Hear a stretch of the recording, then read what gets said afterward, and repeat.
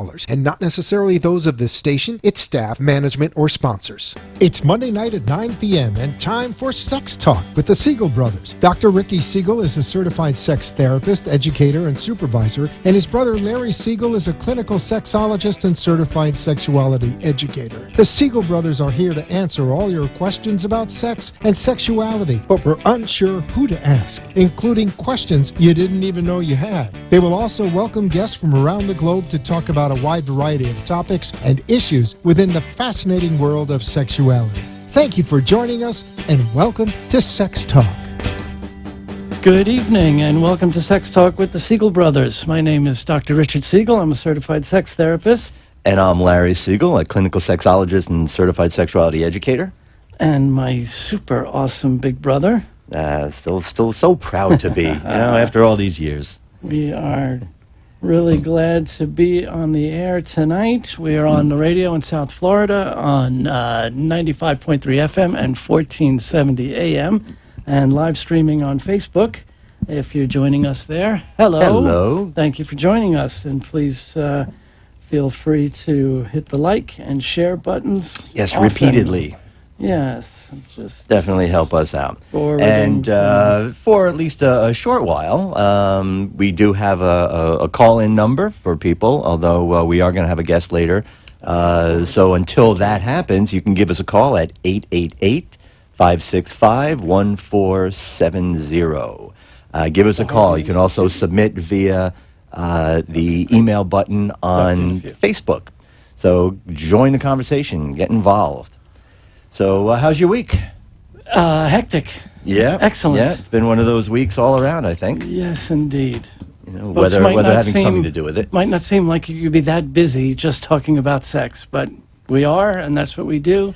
And I wouldn't have it any other way. Absolutely. Well, like many other things that are very enjoyable, there's certainly that other aspect of it that's not so enjoyable, and that's the administrative aspect of things, and the charting and the paperwork and the contracts and all that kind of stuff. So yeah, I like to say it's only sex work if you're getting paid for it. And even if you are a sex worker, you're still entitled to pleasure and fun and consent. Right? Sure. But it should be sex play, and it should be delightful. Right. And fortunately, we don't have to make our living on our backs. I think we'd go out of business real fast. Yeah. So better to get paid for talking about it. Exactly. Yeah. Exactly. No judgment to our sex worker friends. No. Well, that's why we have the perfect physicality for radio. That's right. That's what we don't have to worry Face for about radio, that. yes. That's right. So, we're here every Monday night to talk about sex. As Larry said, we will be having a guest calling in a few minutes, a dear old friend and colleague, and truly a kindred spirit. Yes, very much so. We met Doug Braun Harvey at an ASECT conference in 2005. Because it was the year of Katrina. Right. You and I it was our first year as co-chairs, and we were supposed to be in New Orleans. But Katrina had other plans, so we were moved upriver to St. Louis. Right. And that was when we had the pleasure to meet. And just to find out that there was someone else, clear on the other side of the country, that had been doing the same kind of sexuality groups in treatment centers that we had been doing, that you started, and I continued when I took over your old job at Planned Parenthood. And I was thinking about that the other day, too. Now, I found some old materials. Remember, I think it was 1990 or 91 that we did really what is the very first conference. At Palm Beach State College. That's right. Palm Beach Community College. That's right. Actually, then it might even still been Palm Beach Junior College. But certainly that just being the venue. But that was the very first of its kind. I forgot about that. Yeah, we did the whole day, several different workshops. We had a bunch of people coming in, focusing on the sexuality issues and both chemical dependency Marilyn and recovery. Volker, who was on the show a couple weeks ago. And Betty, who surprised us. Right, Elizabeth Caparros, who is my old practice partner. And what's become of Keith Platt? Remember Keith? I don't Keith know. Was a social worker with Compass. Yeah, I don't remember what happened. There's a lot of people that just sort of, have come and gone over the years. Yes. But 1990 or 91. But that we still, were doing that. unfortunately today, there's not too many more people bringing sexuality groups into treatment centers. No, And unfortunately. as we discuss all the time, again, my doctoral dissertation was on our stuff, the groups we'd been doing in treatment centers since way back then. In fact, a little plug this Friday, if anyone's working in either the addiction treatment field or as a mental health or medical provider, this Friday from 11 to 2 at Hanley in West Palm Beach, I will be presenting for the Palm Beach Mental Health Counselor Association on sexuality issues and addiction treatment and recovery. Right. And let's continue with the plug, because also that's with right. Modern Sex, Modern Institutes. The first I forgot to write it down. In November 6th and 7th, the first weekend in November, Friday and Saturday, our guest, Doug Braun-Harvey, will be down doing 2 full days. Wonderful days. The first on sexual health as an ally in treatment, which it's still not touched with the proverbial 10-foot pole. No. And the second day, the same title as his book, he co-wrote with Michael Vigorito from D.C., called Treating Out-of-Control Sexual Behavior, Rethinking Sex Addiction. Right. And that's one of many reasons why Doug is one of my heroes. I think I quoted him in my dissertation more than anyone else, just because we speak that language, and what I give And him whose the work most has credit really for. paralleled our own for so many years. Absolutely. But what I think Doug's greatest contribution is using a sexual health model Yes. as the basis, and I think he's really brilliantly sidestepped this ongoing debate that we know will probably never end between is it sex addiction, is it not, is there such a thing, no there isn't. What Doug's done is just kind of sidestepped that debate and presented this as a sexual health model. Right. So the so-called addict needs to just look at their behavior in the context of their own model for sexual health. Right, and I think that's, again, one of these things that we've always been advocating, and is there, I think, a real important piece in all of Doug's stuff as well, is, this, first of all, that, the quote-unquote addicts. People have to stop living their labels. Yeah. And, this is a descriptor. It should be something that people can use to understand what they're going through and have a better idea of how to change their behavior and get themselves on a different track. It's not an identity. And people wear this as an identity. I am an addict. Mental No, health you're not. diagnoses too. A lot of And people in live general, up to their sure. diagnosis. Sure. Right. It becomes an identity. And it's important, especially when we're talking about the sexual health aspect. It's not an identity. It's about embracing who we are and really having a clear understanding of what we do. Right. And just, that question of what's your vision of sexual health? Yeah. That in itself is such a powerful way to start a discussion or a therapy session or a class, because it's one of those brain cramping things. Yes. Anybody off the street can answer the question, whether they do or not. If you just go up to someone and say, what's your vision of health? That's a really easy question to answer. Well, Right? I don't know. Diet, exercise. Yeah, People okay, have some okay. idea. I should go to the gym more often. All right. I shouldn't smoke and drink. I should eat better. But if you say, what's your vision for sexual health? You just get a dumb stare. Right. You just get, what does that even mean? Right. I've never been asked that before. And I don't know. Sure. Well, Or- just being able to sort of define things sort of positively or affirmatively is something most people have a difficult time with anyway. Yeah. Again, we've both been seeing this in practice for years, that how often is it we ask somebody, what is it that you like? Or what is it that you want? And their knee-jerk reaction is, well, I don't like this and I don't want that. Yeah. But if you try to redirect people and say, not what Well, you don't want, but that's what why- you do want, it's not so Exactly. easy. That's why I'm really glad not just to have Doug on tonight, but to talk about what we're going to talk about. Because people, when they can define sexual health, like you're saying, it's always in terms of the consequences. Right. So if I don't get an STD and I'm not involved in an unintended pregnancy and I don't have an abusive relationship, I'm sexually Right. healthy. Right. So things Is aren't that happening it? to me, so I am healthy. Right. We have Doug on. I believe so. Doug, there Oh, he there he is. is. Hello. Hey, Hello, how are hello. you?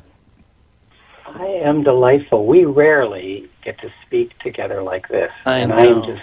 I'm just delighted. Mm-hmm. We're Same here. we're so happy to have you on. We're sorry it took so long to get you on, but we don't have to tell you you're one of our favorite people.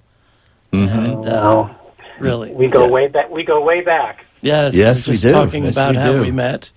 And your most recent post, I'm just absolutely thrilled. I'm sorry we couldn't be with you in Mexico City. I'm dying to get to a World WAS Congress, conference. World Yes. Association. That you came home from Mexico City and posted this on our listserv, and can't wait to get into it a little bit. The Declaration of Sexual Pleasure.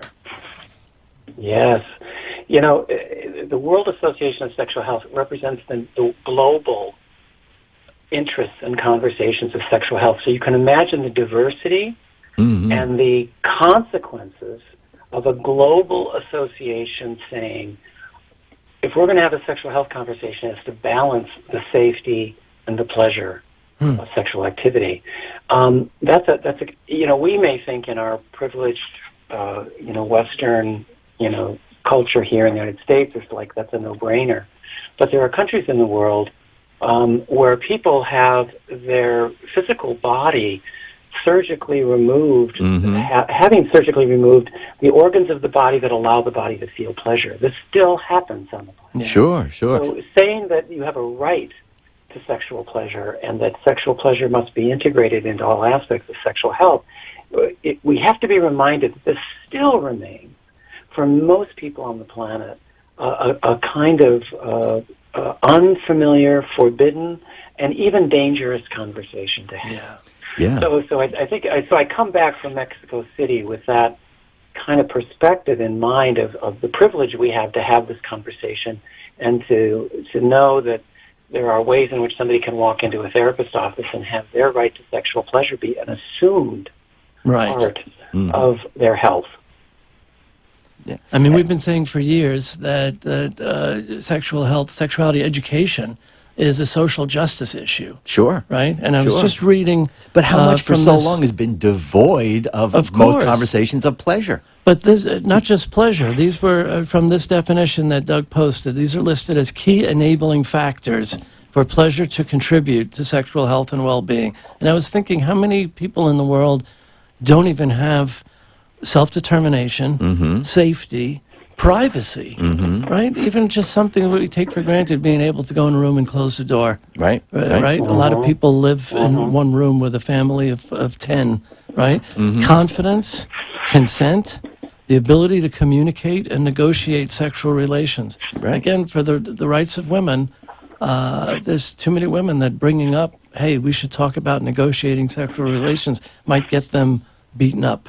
Sure, sure. And then Doug was even, referring to, I assume like female genital mutilation, where, Yeah. talk about not having agency over their own body or any kind of body integrity. And, in some of these places where just as a matter of course, people are sort of sexually mutilated. When I was in Africa, it was really, again, talk about privilege, that we can turn on a faucet and get water, or we can go to a store and get water. And, we don't stop and realize that for some people, a way of life, every day they have to make a decision. Do we send women to go to get the water and really, really good chance they're going to be raped? Or do we send guys to go get the water and really good chance they're going to be killed? And this is a choice people have to make every day. So, we really are, in a lot of ways, very privileged, particularly in some of these ways that how good we have it, which is kind of remarkable that we are so sex negative and have such sexual problems to the level that we do in this country. Well, one of the things I like to say in my trainings, and I'll speak to my experience of working with men, because that's primarily who I've worked with, and my model of working with out-of-control sexual behavior has been with men. As you know, and you as well have advocated for sexual health being more integrated into the services of drug and alcohol and substance abuse treatment in our country. But I'll speak to the issues of men in treatment for out-of-control sexual behavior. One of the things I think I like to remind people of is we're really not interested in the sexual health of men until they've injured somebody. Other than that, men are pretty much on their own. So in our country, unless you've been a sex offender, you've been sexually abused, or you have been sexually an addict, and I use that word intentionally, people really aren't interested and there's very few resources for the men to have thoughtful and informed spaces in which to understand who they want to be as a sexual person in the world. So unfortunately, the ticket to these conversations is you have to injure somebody first. Wow. Right. So we don't really address it until there's a problem. Right. Well, actually, it's worse than there's a problem. They've injured somebody. Yeah. Right. I really use Right. that word intentionally. Some men will come to me because they feel like they have a problem with regulating their sexual behavior.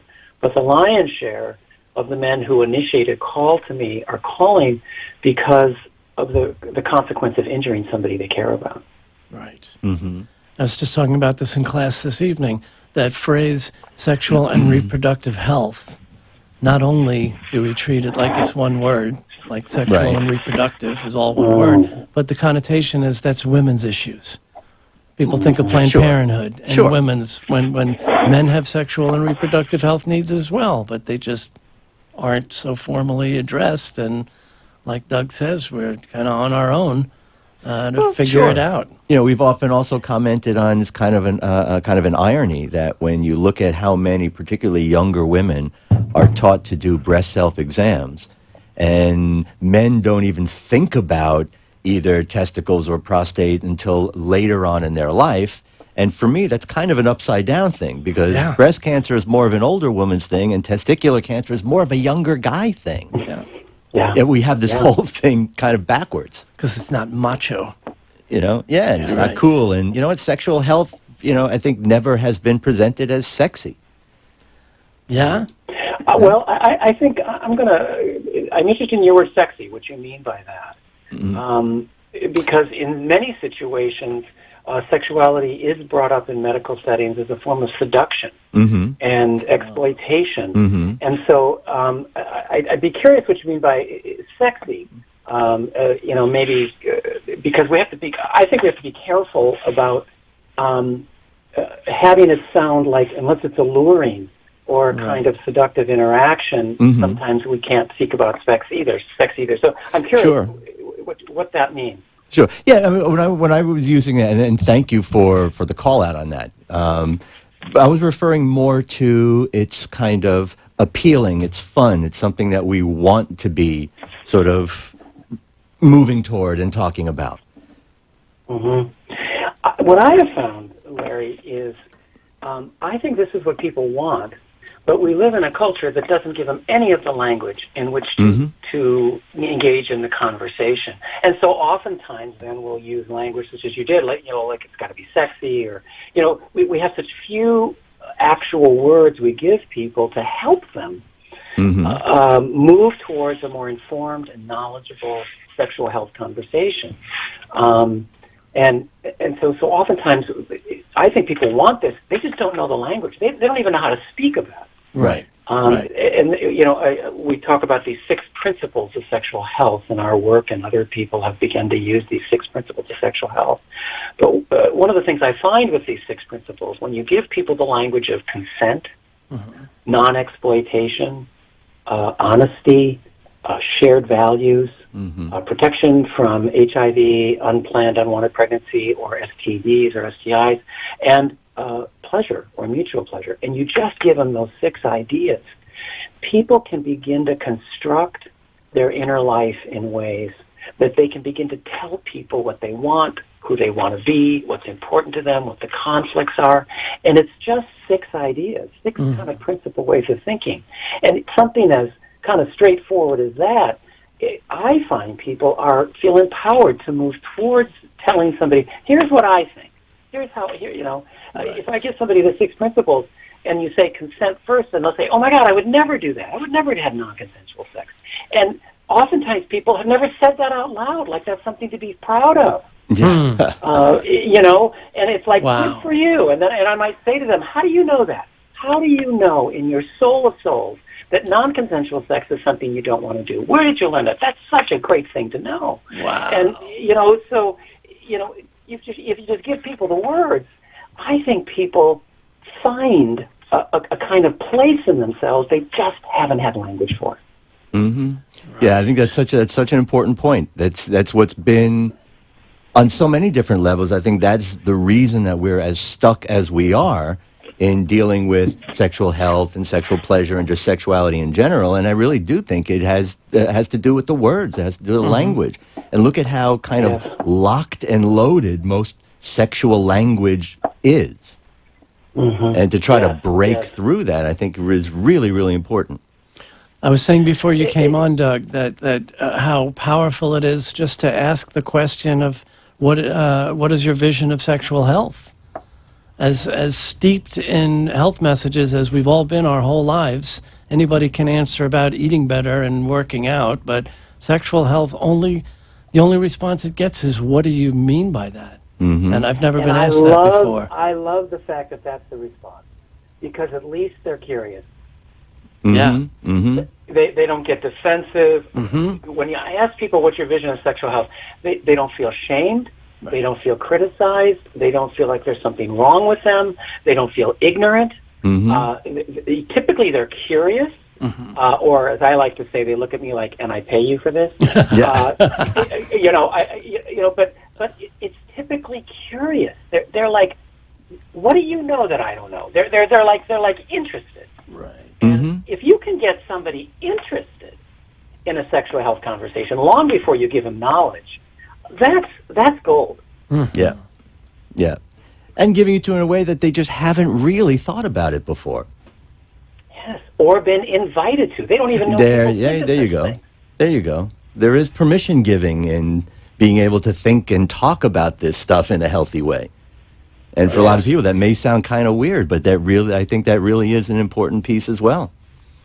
Well, if there's any sex therapists listening, or people who've been trained in sex education and sex therapy, they know that there's one of the most standard models of care in all of sex therapy that we're all taught is a sequence of helping people. And we know that about 50% of the people who come for help regarding sexual problems or worries, they just need permission. Yeah, right.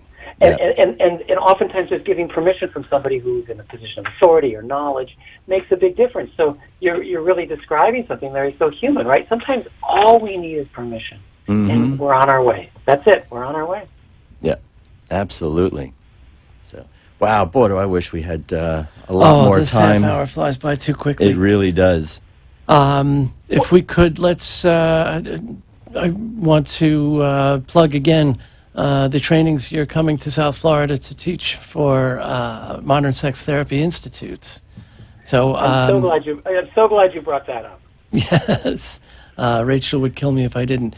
It's Friday, November 6th, and Saturday the 7th. Do I have the dates right? That's correct. Yes. Yes. And we're hoping that not just for mental health folks, but medical providers, and especially folks working in the addiction treatment fields, that the Friday training is on sexual health as an ally, which, again, Doug, this was the basis of our meeting, to find out that we were both in treatment centers banging that drum that sexual health can actually strengthen recovery and reduce relapse. Well, yeah. When all of the other modalities have flimsy treatment research outcomes. backing them up at best, or none. Yes. Yep. That sexual health actually improves treatment outcomes. Yeah, well, again, with another thing that we've been, sort of this horn that we've been tooting for a long time, we've known that most of the sort of relapse triggering events for people have to do with sexuality, relationships, intimacy. I mean, it's such a core of that it's still kind of mind-boggling that it's still so largely being ignored. Well, the study we did, and I'll talk about this in the training if people are interested, is I'll talk about that we actually identified in our study the one variable that people with high levels of what I call sex drug-linked behavior. There was no language for this, by the way, in this study, but people who really had a high level of their sexual life being linked or fused with their substance use, they came into drug and alcohol treatment with double the levels of shame of everybody else who entered the treatment center. Now, what's more important is we observed enormous numbers of shameful interactions that staff had with clients about their sexual lives. And so it was a double whammy. Not only did they come in with double levels of shame, but their sexual lives were responded to with shaming interactions by the staff. So I like to say to people, when people relapse or leave a treatment center because of high sex drug-linked behavior, it doesn't get addressed, and all they hear is shameful interactions from the staff. I think they're saving their soul by leaving. And I think it's a flight to health, and it's a sign of some sort of safety valve in their body that says, I can't be here anymore.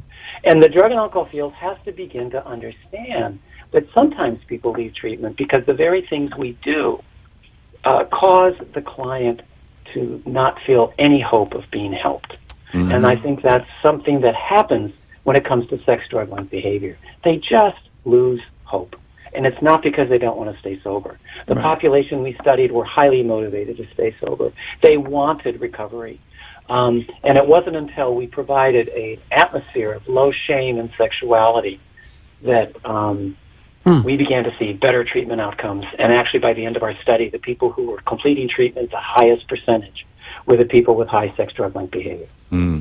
Yeah. It is a travesty that treatment centers kick people out for the very things that are linked to their addiction and why they're there in the first place. Again, it really has talked about the needle not really budging. Remember in 88, 89, when I was hitting every treatment center to do this work, to do these groups, and you know how many doors got slammed in my face? Of course he knows. And yeah, I mean, rhetorically speaking, but it's, and the same thing over and over again. They've got enough to think about. They've got enough on their plate. It's like, and I even tried to say, no, you mean the staff doesn't know how to deal with it. That's the issue. Music is going to start playing in a second. Doug, please tell folks how they can get in touch with you. You can go on the web to the Harvey Institute, theharveyinstitute.com. You'll get information about upcoming events. You'll hear information. You can see about the 3 books I've written, all of which I'm going to speak about in Florida, actually. And I'm just delighted and grateful to have this opportunity to talk with you both. You do such important work.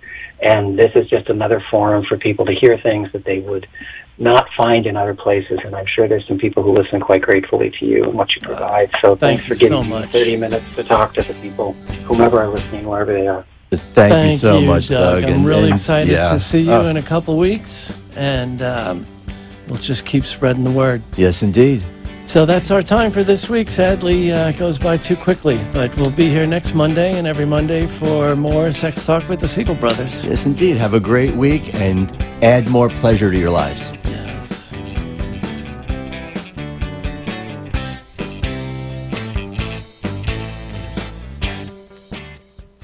You've been listening to Sex Talk with the Siegel Brothers. Join us every Monday night at 9 p.m. on WNN, 1470 AM and 95.3 FM.